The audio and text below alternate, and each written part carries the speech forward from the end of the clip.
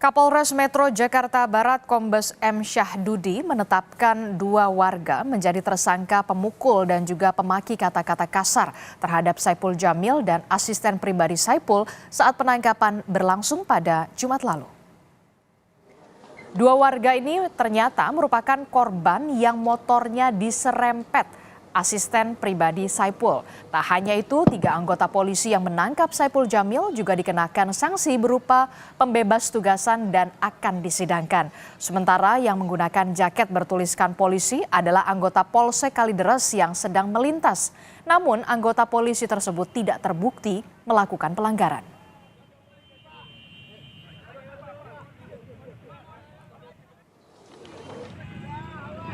Tiga anggota polisi yang melakukan penangkapan terbukti melakukan pelanggaran prosedur, membiarkan masyarakat melakukan tindak kekerasan terhadap Saipul Jamil dan asistennya saat penangkapan berlangsung di jalur Transjakarta di kawasan Daan Mogot, Jakarta Barat.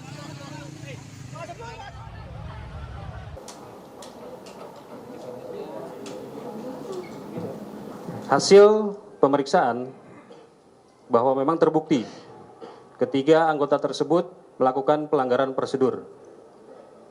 Yang pertama, membiarkan warga masyarakat melakukan tindak kekerasan terhadap pelaku penyalahgunaan narkoba. Dan yang kedua, tidak memberikan keyakinan ataupun kepastian kepada pelaku bahwa yang bersangkutan adalah polisi. Meskipun anggota tersebut sudah mengatakan kami polisi dan menunjukkan tanda lencana kepolisian, anggota polisi.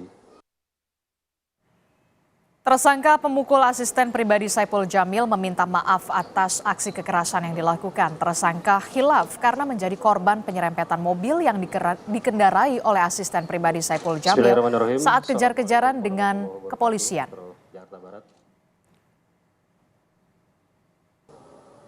Menjadi korban tabrak dari dia. Dan teman kami ada luka, makanya kami emosi ikut bantu ngejar. Sampai di sana dapat, kami melihat langsung masuk dan memukul. Karena saya hilaf dan emosi, sekali lagi saya minta maaf kepada supirnya, kepada bapak-bapak. Saya minta maaf sedalam-dalamnya. Pedangdut Saipul Jamil yang juga hadir di Polres Metro Jakarta Barat memaafkan anggota polisi dan 2 warga yang terlibat rusuh saat penangkapan terjadi pada Jumat lalu. Saipul tidak akan membawa kasus pemukulan dan perkataan kasar ke ranah hukum. Tidak akan membawa hal ini ke ranah hukum. Saya lebih baik memaafkan karena masih banyak yang saya pikirkan. Kalau saya menuntut ya, secara emosi atau egois bisa aja. Tapi kan saya lebih baik memaafkan saja. Mudah-mudahan hal ini tidak terulang lagi. Amin. Ya, mudah-mudahan tetap Kepolisian Republik Indonesia bersama masyarakat dan teman-teman artis yang memang bersih dari narkoba. Ayo kita sama-sama bergerak untuk memerangi yang namanya narkoba di Indonesia.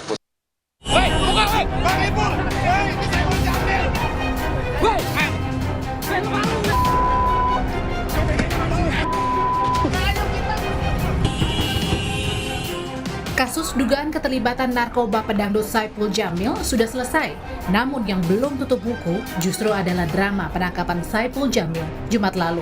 Ketua Indonesia Police Watch, Sugeng Teguh Santoso menilai ricuh penangkapan Saipul Jamil yang kemudian videonya viral di media sosial karena kurangnya profesionalisme anggota yang menangkap Saipul. Polisi yang menangkap ini memiliki kesadaran bahwa dia ingin penangkapannya itu dimaknai sebagai prestasi, jadi mau diviralkan, ya. Nah, tetapi ini nggak nyambung dengan profesionalisme yang dimiliki, ya, rendah profesionalismenya.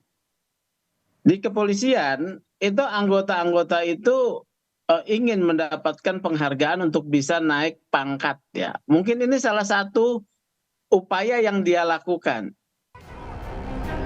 Akibat ricuh saat penangkapan, anggota unit narkoba Polsek Tambora diperiksa Propam Polres Metro Jakarta Barat untuk didalami dugaan pelanggaran prosedur saat menangkap pedangdut Saipul Jamil berlangsung. Kapolres Metro Jakarta Barat pastikan akan memberi hukuman kepada anggotanya jika terbukti melanggar prosedur. Tim Liputan, Kompas TV.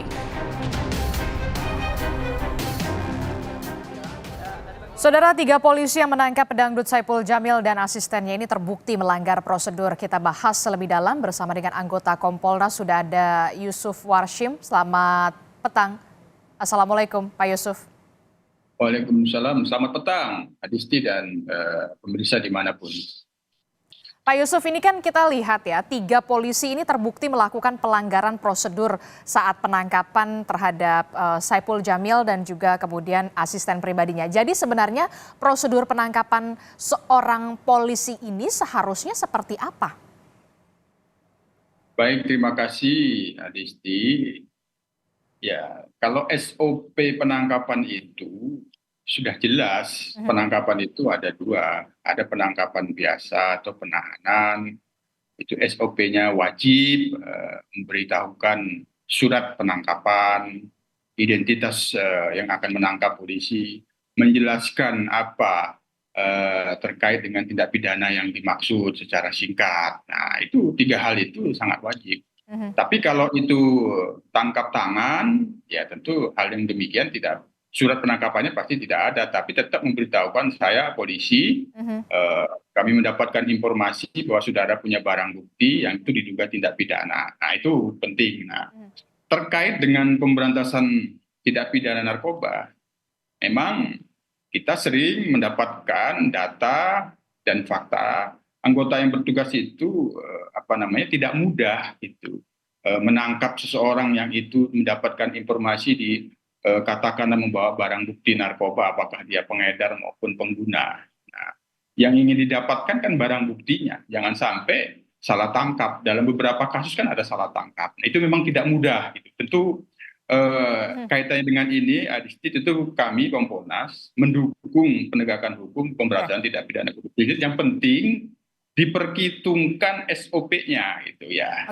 Kalau kemarin itu SOP itu diperhitungkan betul, terutama resiko gitu. Artinya saat mau ditangkap ini di mana posisinya gitu, akan melibatkan masyarakat atau tidak, tentu itu perlu itu dipertimbangkan. Itu sudah kami memberikan masukan. Tadi kami bertemu dengan Polres. Dari peristiwa ini masukan kami itu.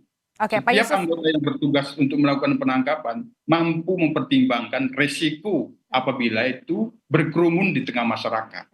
Nah, di video viral yang kita saksikan bersama ini kan kalau kita lihat memang betul ini berada di jalan raya, bahkan di jalur Transjakarta. Banyak sekali masyarakat yang kemudian ikut menonton, bahkan juga sempat ada keributan di sana. Tidak ada upayakah kemudian dari polisi untuk mensterilkan lebih dulu soal penangkapan ini? Mensterilkan situasi maksud kami. Ya. Tentu ini menjadi bagian dari hal-hal yang akan dilakukan pemeriksaan lebih lanjut terhadap anggota ini yang sekarang ini sedang berproses untuk pemeriksaan kode etiknya. Namun sesuai dengan kronologi resmi yang sudah kami dapatkan hari ini, memang proses itu sudah panjang. Daan Mogot itulah peristiwa yang terekamnya, tapi itu sudah di ujungnya, Itu tadi kami sudah memberikan saran dan masukan dari peristiwa ini. Setiap anggota yang akan melakukan menangkap mampu mempertimbangkan risiko. Artinya begini, Adisti, seandainya risikonya itu akan berdampak melibatkan masyarakat, ya itu harus diurungkan, ditunda penangkapannya walaupun dengan resiko yang akan ditangkap itu lepas pada saat itu. Itu kira-kira seperti itu. Dalam situasi seperti itu bisa ditunda sebenarnya? Ya, resikonya akan kehilangan yang dimaksud untuk ditangkap. Artinya kan karena berkerumun, dampaknya itu akan seperti ini nantinya.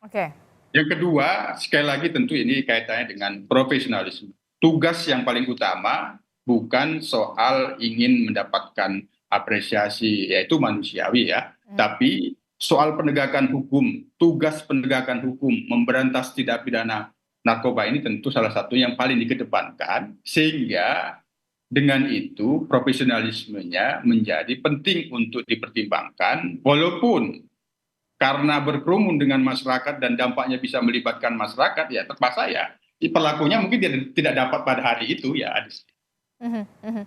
Itu. Evaluasi seperti apa yang memang seharusnya dilakukan oleh polisi, jangan sampai kemudian penangkapan-penangkapan yang seperti ini kembali terulang lagi?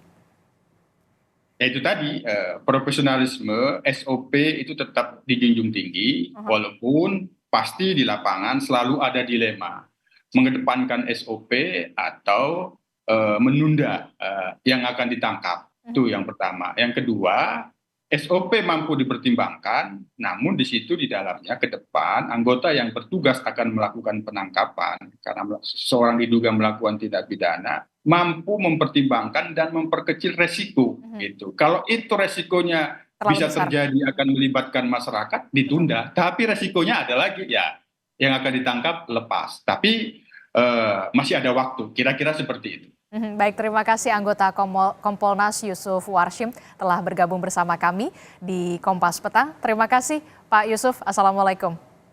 Waalaikumsalam. Sama-sama.